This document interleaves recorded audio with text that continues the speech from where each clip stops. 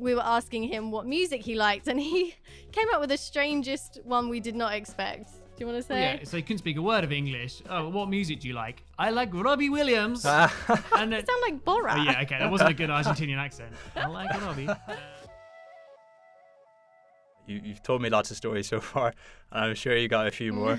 One of the things that I noticed as I was listening to some of your content is, obviously you mentioned before that the podcast puts you in connection with local people and people who know the area, and that kind of really enhances your travel experience. But for other people, if they're going on a holiday, maybe they're not producing a podcast, and like thinking about myself, I would have anxiety about like how am I going to infiltrate the locals, or like get in. I just infiltrate the locals. I don't know how I would go about that. So just any advice you have for people that are traveling and kind of want to enhance their experience and get more out of the places that they go to. Yeah, that one's actually a very easy question. Sign yourself up to a website called Couchsurfing. This is what we did. This is how we found all the local people. It's our secret little trick.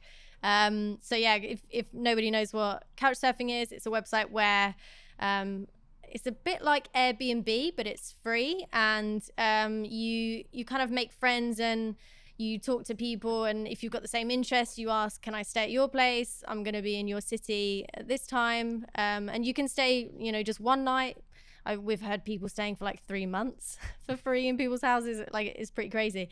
But also, I like to point out that couch surfing doesn't mean you're literally sleeping on the couch. It's like Airbnb. You can filter what you want. You want your own room. You want an actual bed. Like, you want a place in the city. All of that. Like, it's the same thing. And because I think a lot of our friends think that we literally lived like homeless people when we traveled, but we didn't. Like, sometimes we were staying in incredible apartment blocks that had swimming pools and stuff, like all for free. But so, like, if this is all free, like, who's benefiting from this? Or like, there's no such thing as a free lunch. So like, what's going on there? Yeah, absolutely. You know what? I've noticed through COVID, the website Couchsurfing, they are actually asking for donations. It's either donations or you now pay to sign up. Where I think you always had to pay for an account, but if you host people, this is what we did. Oh yeah. So if you host, you don't have to pay for your account because you're allowing people into your home. But yeah, if you don't want to do that, then you have to pay a subscription fee. I'm not sure how much it is, but yeah, in terms of like who's benefiting, why would people do this?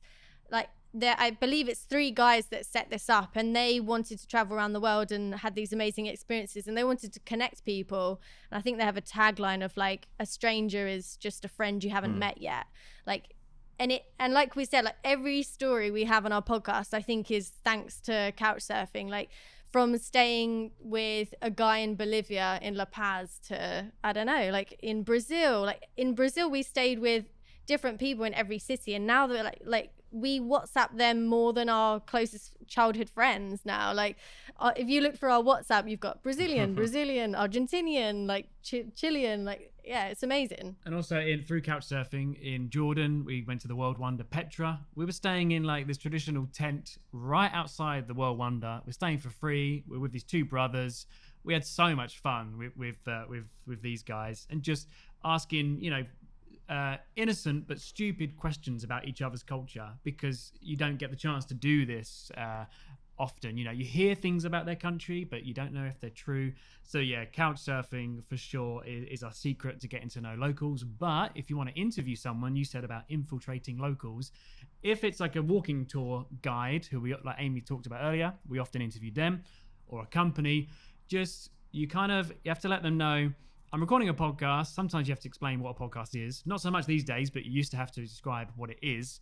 But if you let them know, we're doing this for this reason, but it will benefit you guys because we can promote what you're doing and therefore get you more customers. So if you make sure they know what's in it for them from the start, they'll be way more receptive. Nice. And then I've got another one, if that's okay. Now, a lot of people find it quite shocking because it's on films and it never goes too well, but hitchhiking. We have some incredible stories from hitchhiking. We first tried it in Argentina because there's a hitchhiking website, and it said it was one of the safest countries to do it. So we thought, great, why not try it in Argentina? But we were couch surfing at someone's house. They dropped us on the main road on the way to, I think, Buenos Aires or somewhere like that. And I kid you not, 5 minutes later, we'd been picked up by this couple who are now our Argentinian parents.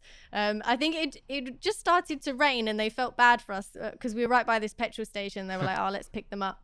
And they're the most incredible couple. They had this really nice car. They're both doctors, so we were picked up and looked after very well. But like 10 minutes into being in the car, we were getting on so well. They even offered to host us when we got to Buenos Aires. They were like, "You can stay in our apartment if you like." Like, I think is what I was saying earlier. You've got to be a bit trustworthy and know that everything's going to be okay. As long as, I'm not saying be stupid. We took so many precautions with hitchhiking, knowing that, like, telling multiple people where we were going to go, what our plan was. Don't do it alone. At night.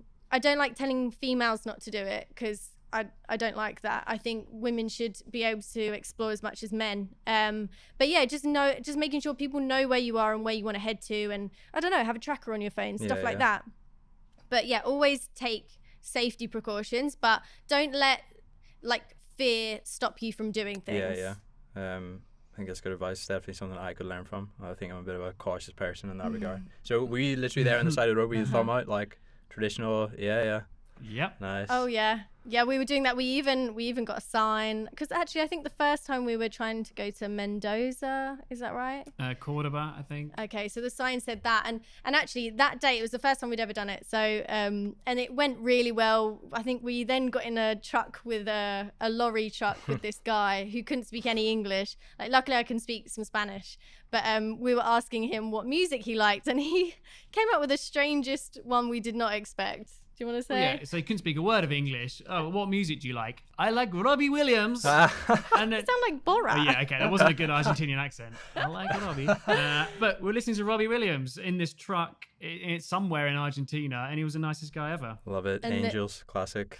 Yeah, we were singing. Yeah, I think we had like lighters or our phone lights going in the truck, like as if we're at a festival. And yeah, these are the highlights of travel, and that they happen when we opened up. We kind of let go of control, opened ourselves up to other people, to strangers, and that's when the best things happened, to be honest. And then just one quick little story about hitchhiking. That day went so well. So not everything goes well, guys. No, so it's a roller coaster of emotions. So that day went really well. A few days later, we were trying to get a bus somewhere else, and we couldn't get a ticket for some reason, and we'd have to stay waiting in the bus station for like 6 hours. And we're like, we can get there in 6 hours if we just hitchhike. Easy. So we got a taxi out to like a main road basically, and we were stood there for hours in the pure sun, got sunburn. I think we got like 6 or 7 different rides. We got there eventually, but it was hard. No one wanted to pick us up.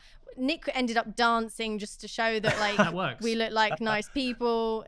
It was very strange. One woman picked us up with her daughter in the car, and they were going to pick up like an outfit for her quinceañera, which is like a 15th birthday. And I was really surprised. Like, she had her daughter in the car, and she just picked up 2 strangers. Like, you'll be amazed the kindness / I don't know. I don't want to say stupidity, but yeah, like, people pick you up, and they were just looking out for us. They were like, it's not safe doing this, and we're like, we know, everybody says that. Yeah. Well, I'm glad to hear that like it is safe and that hitchhiking's back on. You never see people in the UK doing it. I remember like growing up, like my cousins. No. I was back in Ireland, and like one of them hitchhiked from the town that I grew up in to 30 minutes down the road. I just couldn't believe it at the time. I was like, what? That's insane. Like, but there you go. It can be done. Thank you so much for kind of sharing all the stories with me today and coming on this show. Where should people go to connect with you, find out more about what you do, and listen to your podcast? Yeah, sure. So, I mean, the best way at the moment for people to contact us is our company website, to be honest, which is Ant Podcast Management. Just Google that and you'll find it, ANT. But yeah, What the Pho. So What the Pho, and Pho is PHO. What the Faux Travel Podcast. We haven't released anything for a while, but the plan is we will when we travel again. We're on all the usual social medias. Yeah, What the Faux Travel Podcast.